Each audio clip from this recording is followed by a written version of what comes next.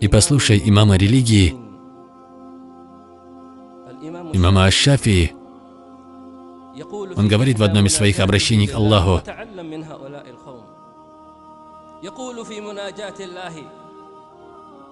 «Когда мое сердце очерствело и стал мой путь тесным, я возлагаю свои надежды на Твое прощение, этим спасаясь.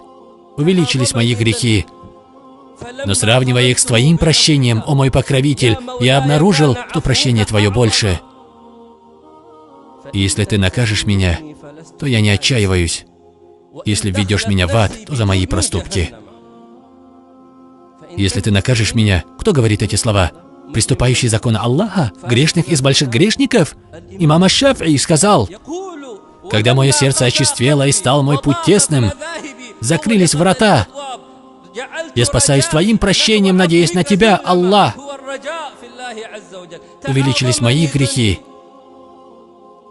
И ты посмотри на грехи имама Аш-Шафии и на мои с твоими. Увеличились мои грехи, и я сравнил их с Твоим прощением. То есть в совокупности сравнил свои грехи и Твое прощение.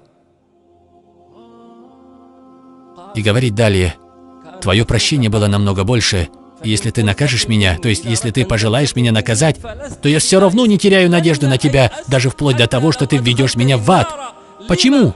Потому что я твердо знаю, что если Ты меня накажешь адом, то выведешь меня в итоге оттуда. Или Ты сделаешь наказание легким, так как Ты прощающий, щедрый.